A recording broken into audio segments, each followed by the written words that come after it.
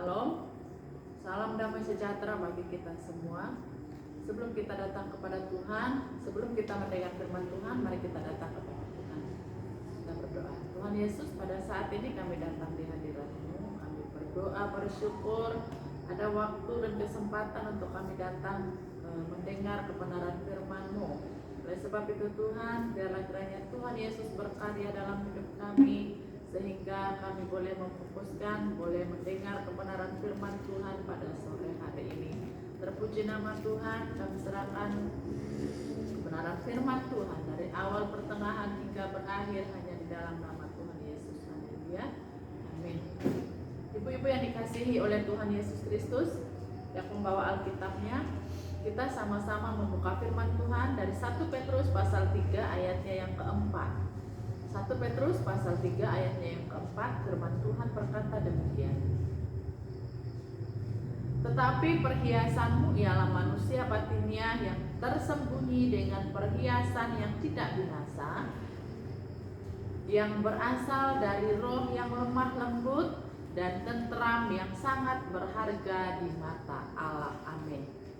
Puji Tuhan, dari pembacaan firman Tuhan yang satu ayat ini, saya rindu membawa kita belajar dari satu judul firman Tuhan, yaitu wanita rohania. Wanita rohania. Tuhan mengkehendaki agar setiap umat tebusannya hidup menjadi wanita ataupun menjadi manusia rohani, termasuk para wanita Kristen. Dalam hal ini saudaraku, hidup rohania berarti mengalami paradigma kehidupan, baik pikiran kita, baik perasaan kita maupun perbuatan kita harus diperbaharui oleh firman Tuhan. Karakter yang dibangun adalah mengikuti teladan Kristus. Yesus adalah yang telah datang menjadi manusia yang sempurna tanpa dosa.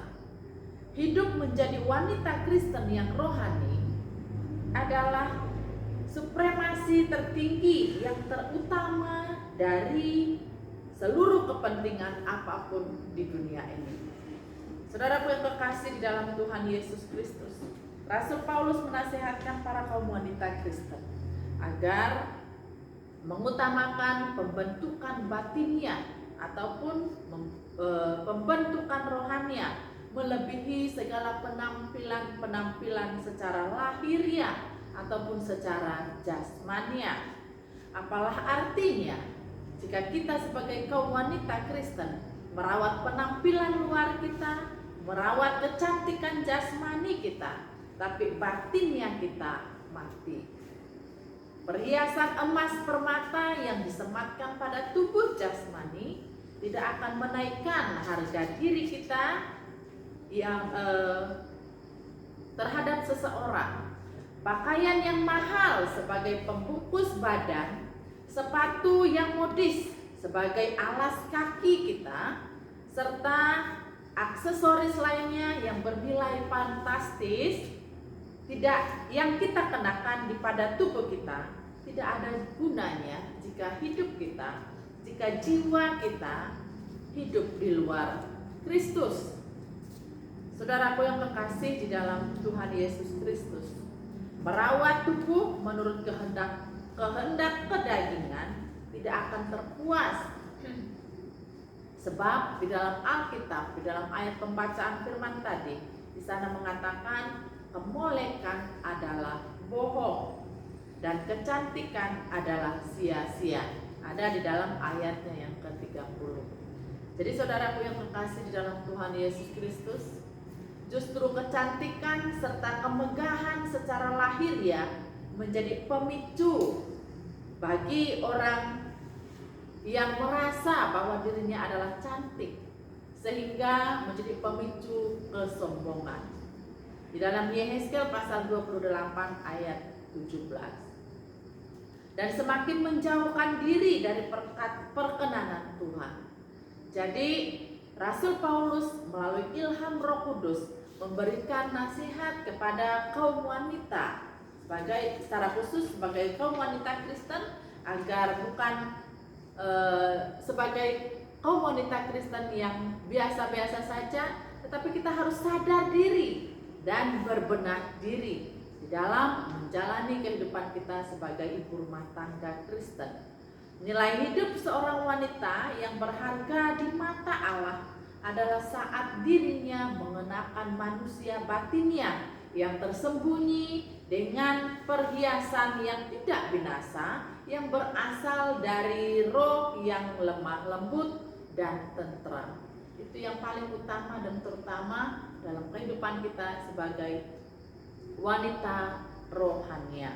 Wanita rohania adalah pribadi yang telah diperbaharui hati dan pikiran oleh Roh Kudus, saudara, yang menerangi hidupnya setiap waktu. Hatinya, batinnya membutuhkan Roh Kudus dalam kehidupannya.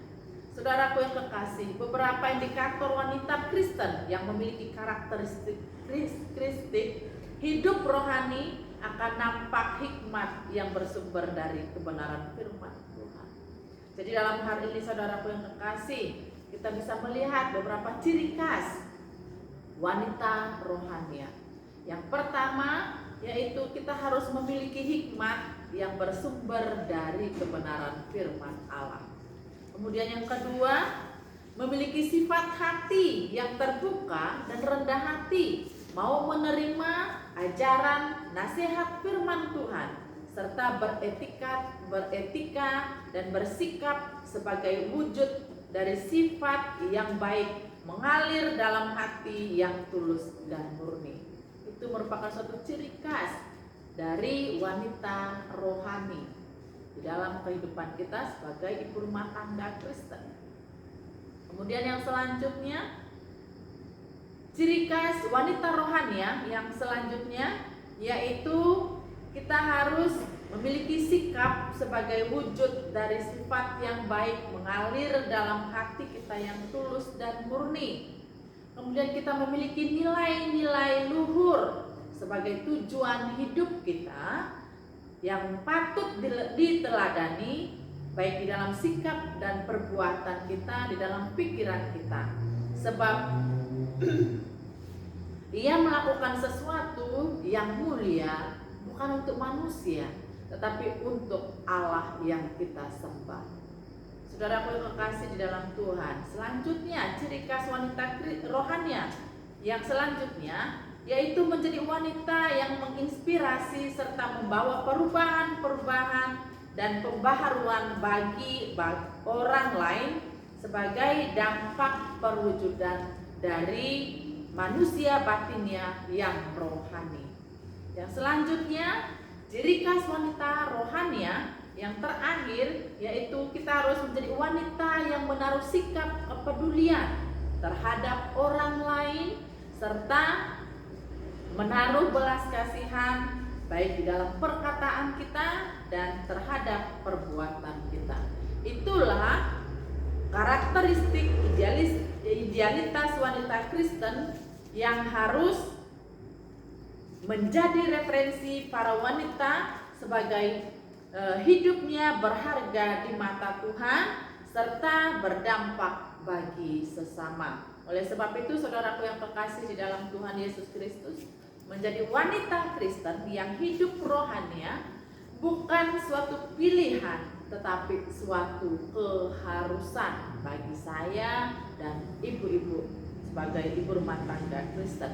Sebagaimana pula yang telah ditunjukkan oleh para wanita patut diteladani dalam kehidupan kita. Ada beberapa wanita Kristen yang patut kita teladani di dalam Alkitab, yaitu Esther, Ruth, Deborah, Hana, Lydia, Maria, dan ada beberapa ibu-ibu yang lainnya juga.